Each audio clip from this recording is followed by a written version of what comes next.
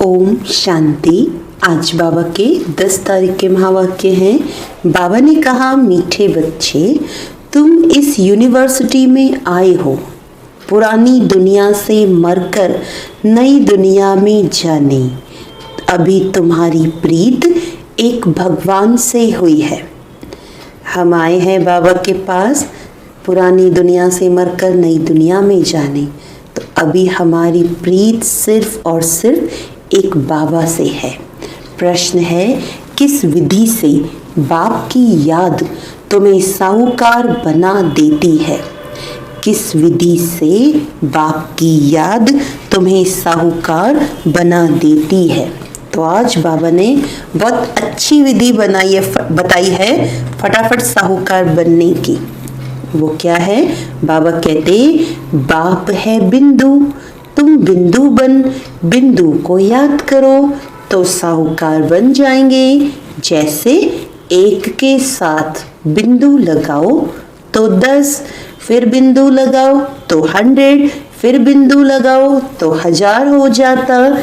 ऐसे बाप की याद से बिंदु लगती जाती है, तुम धनवान बनते जाते हो। याद में ही सच्ची कमाई है।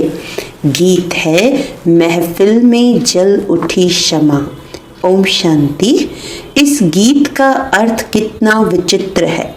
प्रीत बनी है किसके लिए? किससे बनी है? भगवान से, क्योंकि इस दुनिया से मरकर उनके पास जाना है। ऐसे कभी किसके साथ प्रीत होती है क्या, जो ये ख्याल में आए कि मर जाएंगे फिर कोई प्रीत रखेंगे? कितनी अच्छी बात बाबा कहते हैं कि दुनिया में ऐसा कभी सुना कि जिसके साथ प्रीत रखनी है उसके लिए मरना पड़ेगा? फिर तो कोई प्रीत रखेगा ही नहीं। लेकिन यहाँ बड़ा मजेदार है। तो बाबा कहते, गीत का अर्थ कितना वंडरफुल है। क्षमा से परवाने प्रीत रख, फेरी पहन पहन जल मरते हैं। तुमको भी बाप की प्रीत में ये शरीर छोड़ना है, अर्थात बाप को याद करते करते शरीर छोड़ना है। यह गायन सिर्फ एक के लिए है। वह बाप जब आता है तो उनसे जो प्रीत रखते हैं उनको इस दुनिया से मरना पड़ता है। भगवान से प्रीत रखते हैं तो मरकर कहाँ जाएंगे? जरूर भगवान के पास ही जाएंगे। मनुष्य दान पुण्य तीर्थ यात्रा आदि करते हैं भगवान के पास जाने के लिए। शरीर छोड़ने समय भी मनुष्य को कहते हैं भगवान को याद करो। भगवान कितना नामी ग्रामी है। वह आते हैं तो सारी दुनिया को खत्म कर देते हैं। तुम जानते हो हम इस यूनिवर्सिटी में आते हैं पुरानी दुनिया से मरकर नई दुनिया में जाने के लिए। पुरानी दुनिया को पतित दुनिया हेल कहा जाता है। बाप नई दुनिया में जाने का रास्ता बताते हैं। सिर्फ मुझे याद करो, मैं हूँ हेवनली गॉड फादर। उस फादर से तुमको धन मिलता, मिल्कियत मकान आदि मिलेंगे। बच्चियों को तो वर्षा मिलना नहीं है, उनको दूसरे घर भेज देते हैं। गोया वे वारिस नहीं ठहरी। ये भगवान तो है सभी आत्माओं का बाप। इनके पास सबको जाना है। कोई समय जरूर बाप आते हैं, सबको घर ले जाते हैं। क्योंकि नई दुनिया में बहुत थोड़े मनुष्य होते हैं। पुरानी दुनिया में तो बहुत हैं। नई दुनिया में मनुष्य भी थोड़े और सुख भी बहुत होता है। पुरानी दुनिया में बहुत मनुष्य हैं तो दुख भी बहुत है। इसीलिए पुकारते हैं। बापू गांधी भी कहते थे, हे पतित पावन आओ। सिर्फ उनको जानते नहीं थे, समझते भी हैं। पतित पावन परम पिता परमात्मा है, वही वर्ल्ड का लिबरेटर है। राम सीता को तो सारी दुनिया नहीं मानेगी, सारी दुनिया परम पिता परमात्मा को लिबरेटर गाइड मानती है। लिबरेट करते हैं दुख से। अच्छा, दुख देने वाला कौन? बाप तो दुख दे न सके, क्योंकि वह तो पतित पावन है। पावन दुनिया सुखधाम में ले जाने वाला है। तुम हो उस रूहानी बाप के रूहानी बच्चे। जैसा बाप वैसे बच्चे लौकिक बाप के हैं। लौकिक अर्थात जिस्मानी बच्चे। अभी तुम बच्चों को ये समझना है, हम आत्मा हैं। परम पिता परमात्मा हमको वर्षा देने आए हैं। हम उनके बच्चे बनेंगे तो स्वर्ग का वर्षा जरूर मिलेगा। वह है ही स्वर्ग स्थापन करने वाला। हम स्टूडेंट हैं, ये भूलना नहीं चाहिए। बच्चों की बुद्धि में रहता है। शिव बाबा मधुबन में मुरली बजाते हैं। वह काठ की मुरली तो यहाँ नहीं है। कृष्ण का डांस करना, मुरली बजाना, ये सब भक्ति मार्ग का है। बाकी ज्ञान की मुरली तो शिव बाबा ही बजाते हैं। तुम्हारे पास अच्छे अच्छे गीत बनाने वाले आएंगे। गीत अक्सर करके पुरुष ही बनाते हैं। तुमको ज्ञान के गीत ही गाने चाहिए, जिससे शिव बाबा की याद आए। बाप कहते हैं, मुझ अलफ को याद करो। शिव को कहते हैं बिंदु। व्यापारी लोग बिंदु लिखेंगे तो कहेंगे शिव। एक के आगे बिंदु लिखो तो 10 हो जाएगा, फिर बिंदु लिखो तो 100 हो जाता, फिर बिंदी लिखो तो 1000 हो जाएगा। तो तुमको भी शिव बाबा को याद करना है। जितना शिव को याद करेंगे, बिंदी बिंदी लगती जाएगी। तुम आधा कल्प के लिए साहूकार बन जाते हो। वहाँ गरीब होता ही नहीं, सब सुखी रहते हैं, दुख का नाम नहीं। बाप की याद से विकर्म विनाश होते जाएंगे। तुम बहुत धनवान बनेंगे। इसको कहा जाता है सच्चे बाप द्वारा सच्ची कमाई। यही साथ चलेगी। मनुष्य सब खाली हाथ जाते हैं, तुमको भरतू हाथ जाना है। बाप को याद करना है। बाप ने समझाया है, प्योरिटी होगी तो पीस प्रॉस्पेरिटी मिलेगी। तुम आत्मा पहले प्योर थी, फिर इम्प्योर बनी हो। सन्यासियों को भी सेमी प्योर कहेंगे। तुम्हारा है फुल सन्यास। तुम जानते हो वे कितना सुख लेते हैं। थोड़ा सुख है फिर तो दुख ही दुख है। आगे वे लोग सर्वव्यापी नहीं कहते थे। सर्वव्यापी कहने से गिरते जाते हैं। दुनिया में अनेक प्रकार के मेले लगते हैं, क्योंकि आमदनी तो होती है ना। ये भी उन्हों का धंधा है। कहते हैं धंधे सब में धूल, बिगर धंधे नर से नारायण बनने के। यह धंधा कोई विरला करे। बाप का बनकर सब कुछ देह सहित बाप को दे देना, क्योंकि तुम चाहते हो नया शरीर मिले। बाप कहते हैं तुम कृष्णपुरी में जा सकते हो, परंतु आत्मा जब तमो प्रधान से सतो प्रधान बने। कृष्णपुरी में ऐसे नहीं कहेंगे हमको पावन बनाओ। यहाँ सभी मनुष्य मात्र पुकारते हैं, हे लिबरेटर आओ, इस पाप आत्माओं की दुनिया से हमको लिबरेट करो। अभी तुम जानते हो बाप आया है हमको साथ ले जाने, वहाँ जाना तो अच्छा है ना। मनुष्य शांति चाहते हैं, अब शांति किसको कहते हैं? कर्म बिगर तो कोई रह ना सके, शांति तो है ही शांति धाम में। फिर भी शरीर लेकर कर्म तो करना ही है। सतयुग में कर्म करते हुए भी शांति रहती है, अशांति में मनुष्य को दुख होता है। इसीलिए कहते हैं शांति कैसे मिले। अभी तुम बच्चे जानते हो शांति धाम तो हमारा घर है। सतयुग में शांति भी है, सुख भी है, सब कुछ है। अब वह चाहिए या सिर्फ शांति चाहिए? यहाँ तो दुख है, इसीलिए पतित पावन बाप को भी यहाँ पुकारते हैं। भक्ति करते ही हैं भगवान से मिलने। भक्ति भी पहले अव्यभिचारी फिर व्यभिचारी होती है। व्यभिचारी भक्ति में देखो क्या क्या करते हैं। सीडी में कितना अच्छा दिखाया हुआ है, परंतु पहले पहले तो सिद्ध करना चाहिए भगवान कौन है। श्री कृष्ण को ऐसा किसने बनाया, आगे जन्म में कौन था, समझाने की बड़ी युक्ति चाहिए। जो अच्छी सर्विस करते हैं उनकी दिल भी शायदी यानी गवाही देती है। यूनिवर्सिटी में जो अच्छी रीति पढ़ेंगे वे जरूर देखे जाएंगे। नंबरवार तो होते ही हैं, कोई डल हेड भी होते हैं। शिव बाबा को आत्मा कहती है मेरी बुद्धि का ताला खोलो।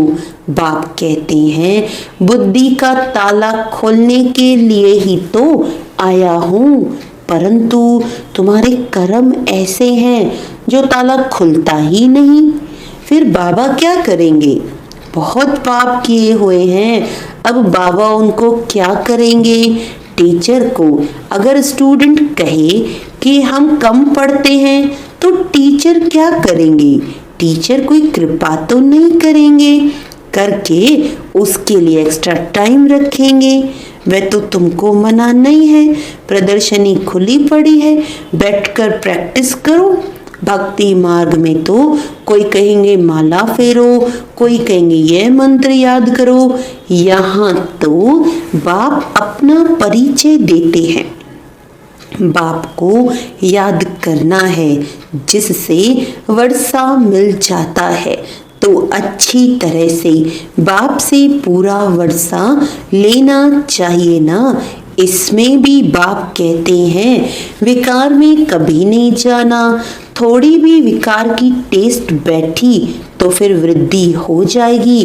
सिगरेट आदि की भी एक बार भी टेस्ट करते हैं तो संग का रंग झट लग जाता है। फिर आदत छोड़ना भी मुश्किल हो जाती। बहाना कितना करते हैं, आदत कोई नहीं पड़नी चाहिए। छी आदतें भी मिटानी है। बाप कहते हैं जीते जी शरीर का भान छोड़ मुझे याद करो। देवताओं को भोग हमेशा पवित्र ही लगाया जाता है, तो तुम भी पवित्र भोजन खाओ। आजकल तो सच्चा घी मिलता नहीं, तेल खाते हैं, वहाँ तेल आदि होता नहीं। यहाँ तो डेयरी में देखो प्योर घी रखा है, जूठा भी रखा है, दोनों पर लिखा हुआ है प्योर घी। दाम में फर्क पड़ जाता है। अब तुम बच्चों को फूल मुआफिक खिला हुआ हर्षित रहना है। स्वर्ग में तो नेचुरल ब्यूटी रहती है, वहाँ प्रकृति भी सतो प्रधान हो जाती है। लक्ष्मी नारायण जैसी नेचुरल ब्यूटी यहाँ कोई बना न सके। उनको इन आँखों से कोई देख थोड़ी सकते हैं। हाँ, साक्षात्कार होता है, परंतु साक्षात्कार होने से हूबहू चित्र बना थोड़ी सकेंगे। हाँ, कोई आर्टिस्ट को साक्षात्कार हो जाए और उस समय बैठ बनाए परंतु है बड़ा मुश्किल। तो तुम बच्चों को बहुत नशा रहना चाहिए। अभी हमको बाबा लेने के लिए आया है। बाप से हमको स्वर्ग का वर्षा मिलना है। अभी हमारे 84 जन्म पूरे हुए। ऐसे ऐसे ख्याल बुद्धि में रहने से खुशी होगी। विकार का जरा भी ख्याल नहीं आना चाहिए। बाप कहते हैं काम महाशत्रु है। द्रौपदी ने भी इसीलिए पुकारा है ना। उनको कोई 5 पति नहीं थे। वह तो पुकारती थी कि हमको ये दुशासन पतित करते हैं, इससे बचाओ। फिर 5 पति कैसे हो सकते हैं? ऐसी बात हो नहीं सकती। घड़ी घड़ी तुम बच्चों को नई नई पॉइंट्स मिलती रहती हैं, तो चेंज करना पड़े।